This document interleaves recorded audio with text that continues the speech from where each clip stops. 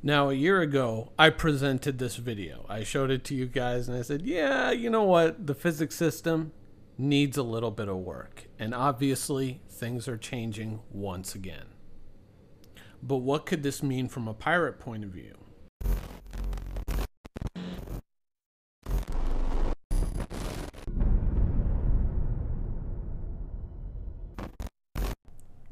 Now, you might sit there and you might look at this and you might say, okay, this is terrible, this is awful, this is, this is not what we've been shown so much in so many advertising materials of these larger ships, showing them landed on planets, landed on places with normal gravity where people are able to take off in them, fly away.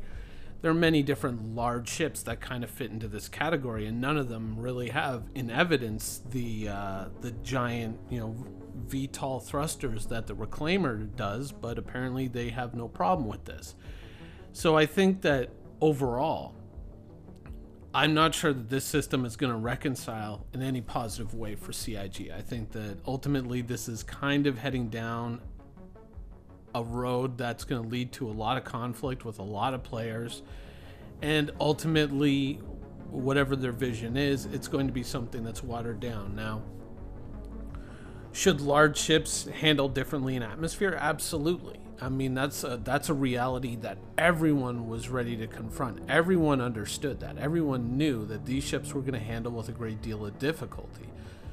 The question that I've always presented to this, since this kind of bombshell got dropped, was fine, that's okay, but the problem is you never indicated that it would require the special assistance of another ship that, oh, how fortuitous, just came on sale today.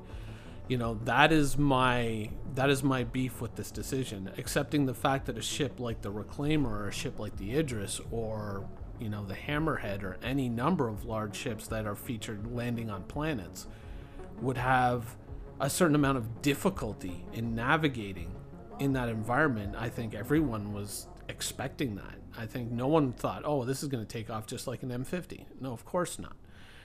But the way CIG has presented it is, I think they really didn't think it through.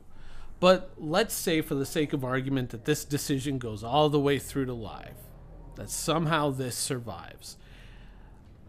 What does this mean for a pirate? Well, it means that with ships like this, with ships like the Reclaimer, with ships like large cargo ships like the Caterpillar, the Starfarer, things like that, it actually makes these ships, when they try to make these atmospheric descents or ascents when they're traveling up into space, it makes them easy targets. Think about it. You can't quantum out. You're extremely limited in speed. You're possibly dependent on a very small ship to carry you up through the atmosphere, or a group of very small ships that are not armed. It's almost the perfect target. Now, in the background footage that you're seeing here, you're seeing me now with the Reclaimer trying to take off from Hurston. Spoiler alert, it's a very long flight, and this is, of course, this is not 3.5, this is not Evocati 3.5 or anything like that. This is the live client. This is 3.4 dot whatever. And it takes a long time to get up out of atmosphere, to the point that, truthfully, you would never want to do this. In all honesty, I think it took me in all about 40 or so minutes to ascend 40 kilometers before I was disconnected from the server because, luck. But I have to say that, when you look at this, it's going to create a situation where large ships like this are just not going to make these trips unless they're absolutely necessary. From now on, you're just going to be going to those big landing pads, floating around the planet. Does this really benefit the community? It can and it can't. Certainly there's going to be certain environments where you can't land anymore. That's going to be kind of restrictive. There's going to be certain areas that probably CIG doesn't want people to mess with big ships. And let's face it, I mean, some of the recent activity that we've seen, I mean, I myself have brought a Hammerhead to Jumptown a number of times, maybe CIG doesn't want that. Maybe they wanted that combat more restrictive. So they want these big ships to handle so poorly in that environment that players will stop doing it, because it becomes that kind of natural trump card that a lot of people might bring to that fight. And CIG probably doesn't want that. Also, it can do more to create a sense of a much more living universe. Let's say there is in the future going to be an Olisar or an Olisar-esque station orbiting around Hurston. Now all of a sudden you've got players moving cargo from Olisar to there or whatever, and then you have smaller cargo ships that are either automated or player driven that are running that cargo down to Hurston. It creates much more of a sense of a living port. And I mean, it's kind of funny that there's that little Freelancer down below me. Oh, that cute little Freelancer Max. So tiny. What a tiny little ship. But it may create a universe or an environment, certainly here in Hurston, where you see a lot of these things taking off and moving, and where players maybe find it too dull to move that cargo, NPCs take over and do that. And that's where you kind of come back to our 90-10 ratio for players versus NPCs. So what does this mean for pirates? What is the possible impact for pirates in the future? And I think that, interestingly enough, this is actually good news for pirates, especially if you're more geared towards smaller craft, you know, things like the Cutlass, things like the Buccaneer, and so on and so forth. Certainly ships like the Vulture. That means that there's going to be a lot of smaller ships moving between these larger destinations and, you know, platforms that orbit them in space.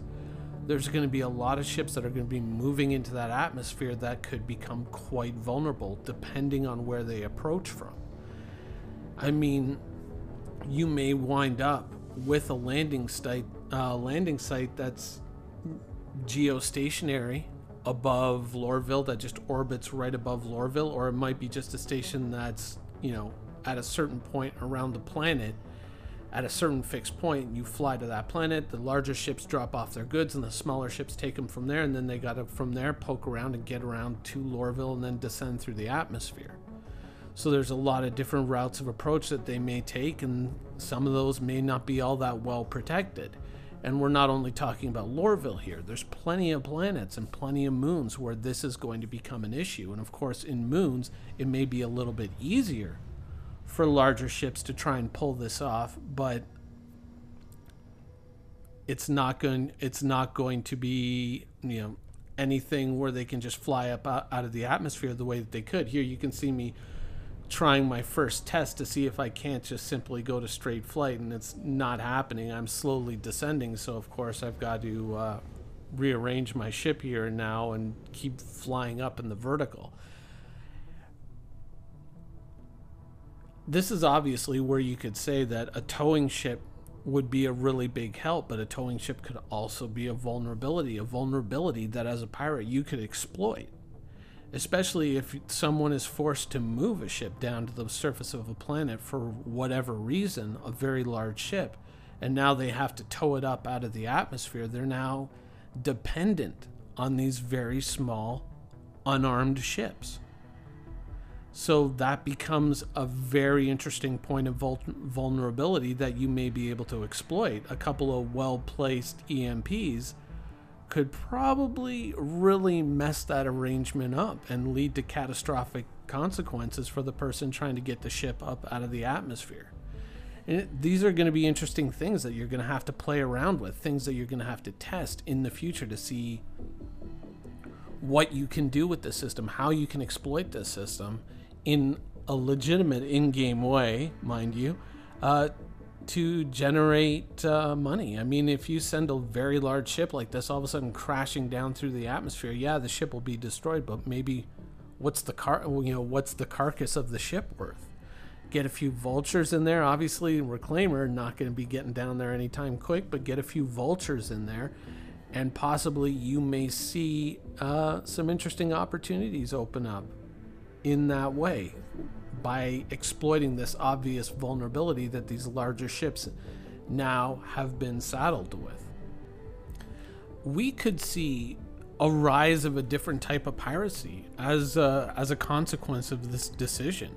We could get to a point where causing these larger ships to crash in these environments, maybe even not planets, but also moons, where they're going to be so much more vulnerable, could be a different form of piracy rather than just going after the cargo. Maybe you're going after the remains of the ship. The only thing that this decision has really kind of changed for me is I've kind of started doing a little mental math in my head, and I'm thinking, how do I go around getting a Vulture into my fleet now? That's something that I'm very much set on at this point, is maybe shifting some things around and adding in a Vulture, because a Vulture can obviously handle atmospheric flight, not as easily as a fighter with wings, but obviously a lot better than one of these larger ships. And if you can make one of these things crash with some EMPs or some distortion guns, forcing it down to the ground where it just impacts the ground, you don't have to worry about boarding the ship because the crew is obviously dead. And what's that ship going to be worth in scrap metal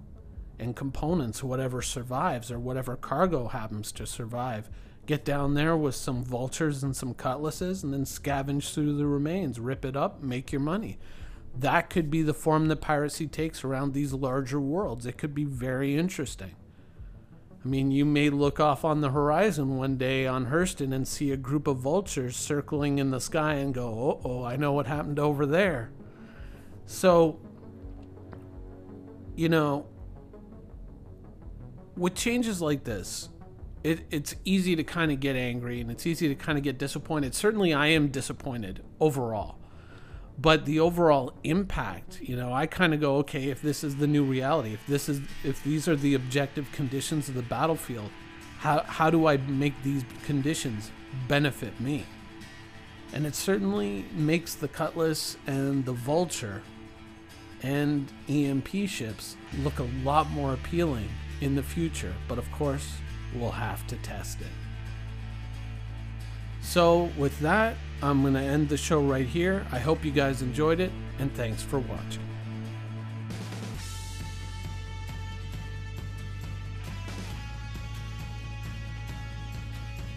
Thank you for watching. So if you want to keep up with the latest and greatest in Star Citizen and Squadron 42's development, please follow us on our social media channels. See you soon.